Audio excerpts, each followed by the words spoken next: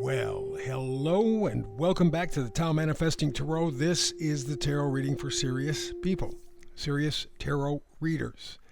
This is not your unicorn and rainbow kind of thing. And I've done, by the way, tarot for over 20 years, so most of the tarot readings I'm aware of, they're pretty shallow. In fact, they're extremely shallow. You have a pretty good idea when you see how many cards they pull out. I've come up over the 20 years that I've been doing tarot to come to the conclusion that tarot is the science of potential. Okay, keep that in mind, the science of potential.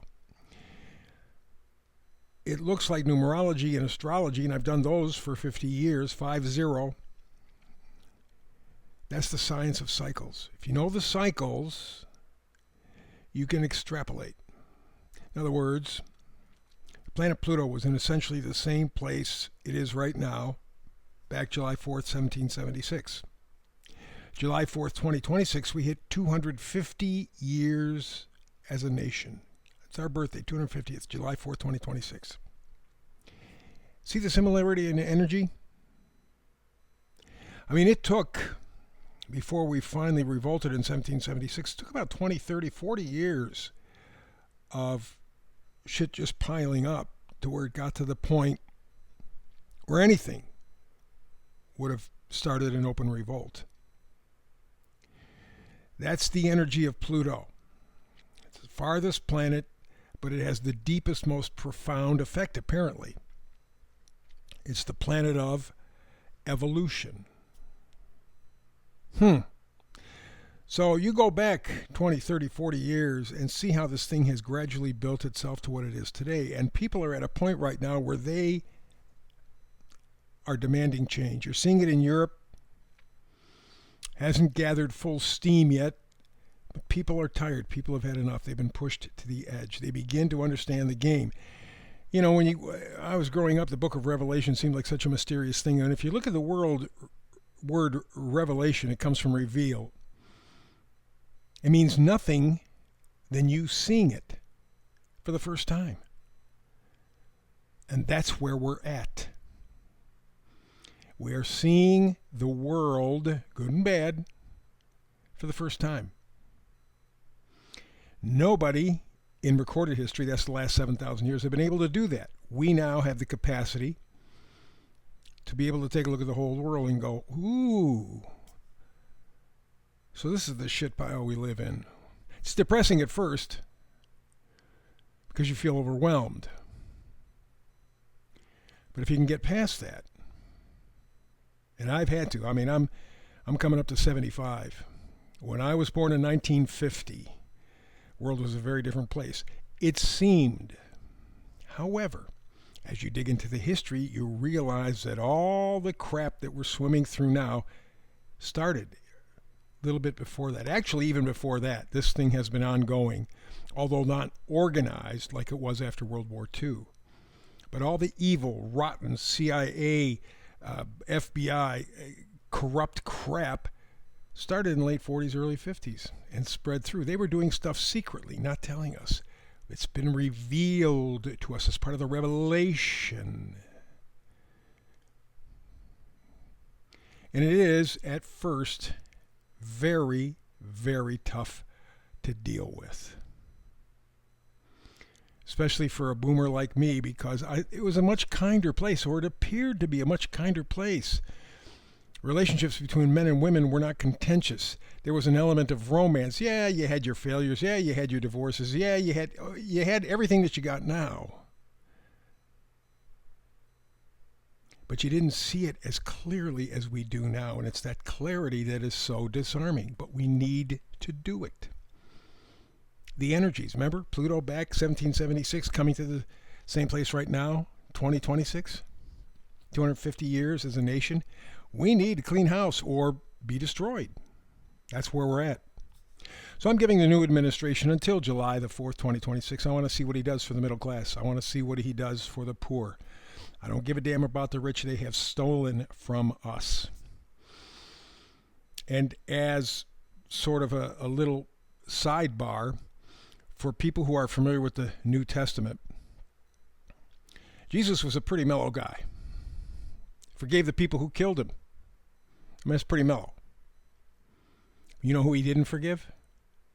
The bankers in the temple, the money changers.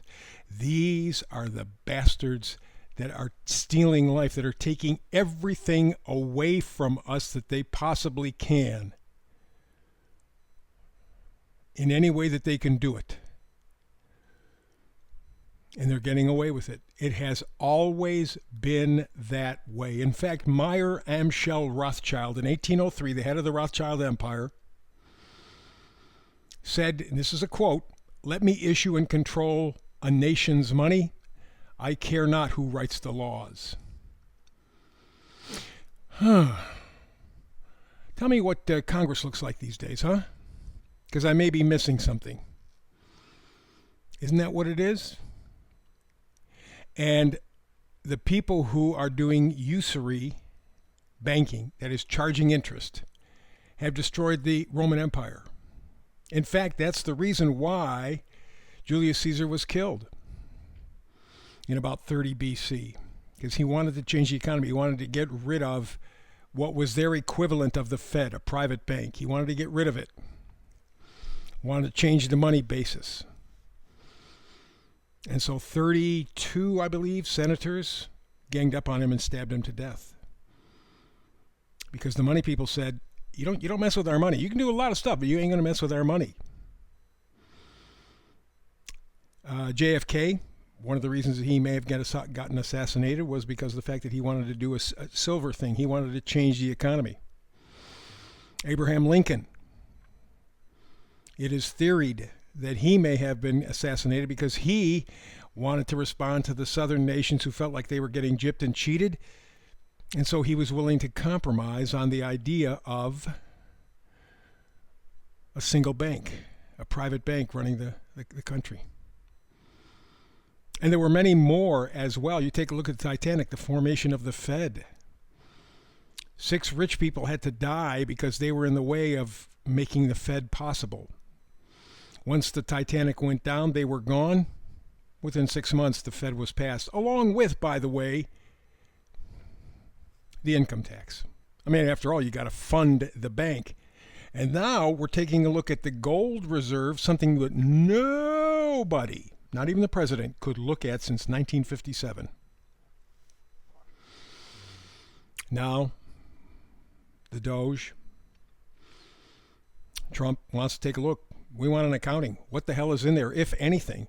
If it comes up short in any way whatsoever, you will see the American dollar take a nosedive like you have never seen before. In every case, you get private banks, you get the bankers. Even Jesus knew this. He beat them up and threw them out of the temple. That's the only time he did it in the New Testament. These are vile people. These are who we're fighting. This is the matrix. And we're just beginning to understand. So, the meme for today, and this is a quote, by the way, from the Matrix, coincidentally. It says, you have to understand that most of these people who are part of the Matrix are not ready to be unplugged. Many of them are so inured, so captured, so hopelessly dependent on the system, they'll fight to protect it. It's killing them. It's draining their spirit, their mind. They don't care. They don't care. That's what you're facing. That's what you're fighting. That's what we're doing right now. And it's going to be messy. Man, it is going to be messy. So let's get to it. We got 4 cards from tarot. One in the middle. It's the Oracle card. Sets the mood for the reading. It says Thinker. The number's 44. That's a master number. Not going to mess with it. It's important. You are thinking about the future. You're going beyond the matrix. You're getting out of the system. That's the only way you're going to survive. That's the only way you are going to survive. I could go down a long, long list of people who have been outright killed because they messed with the matrix. Goes back thousands of years. And they will not hesitate. And I have some other interesting observations as well that I may talk later on about in the future, but we've taken up enough time today. The point of the matter is you have to confront the matrix. Now, does that mean you separate yourself from it? Well, no, you got to live. Deal with it, but don't be part of it. Because if you're going to try to coexist, you're screwed.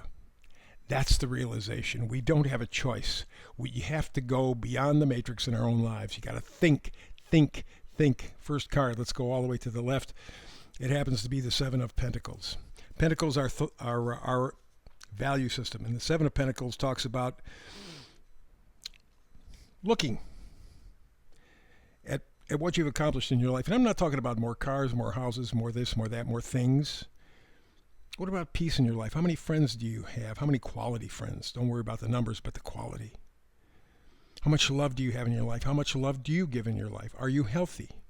Are you enjoying your life? Do you feel plugged into your life? Do you feel that you're actually living your life? Those are the values. Those are the real values. How about peace? How much of your life would you trade so that you could have true peace? These are the values, and that's what the Seven of Pentacles is doing. Let's review what I thought was important. I got to get beyond the matrix, so I got to look at the values they gave me, and I have to discern for myself. Are they really in my best interest? I'll guarantee you, no. Next card over is the Ten of Cups. Cups often get with tarot readers, oh, this is a relationship, it's you falling in love, you can do it. Get out of here. Cups are emotional attachments. It can be people, place, things, memories, whatever. It doesn't make any difference. Okay. And the Ten of Cups talks about happiness, talks about contentment. Yeah, there could be family and love and all that stuff involved. That's not the point. Well, we're talking about values, the Seven of Pentacles. How much do you value real self-love so that you can love other people? Because if you don't love yourself, you can't love anybody else. If it ain't in you, you ain't gonna see it outside. I know it's painful. I know. Because it puts responsibility on you. Shame on me. I'm not saying that you have to lead a perfect life. In fact, if you lead a perfect life, it's a lie. Life is tough, up and down, up and down. That's the way it works. But overall, do you have the peace? Do you have the purpose? Does your life mean something good for you? Next card over is the Two of Pentacles. Again, back to our values, but the two is always decision, choice.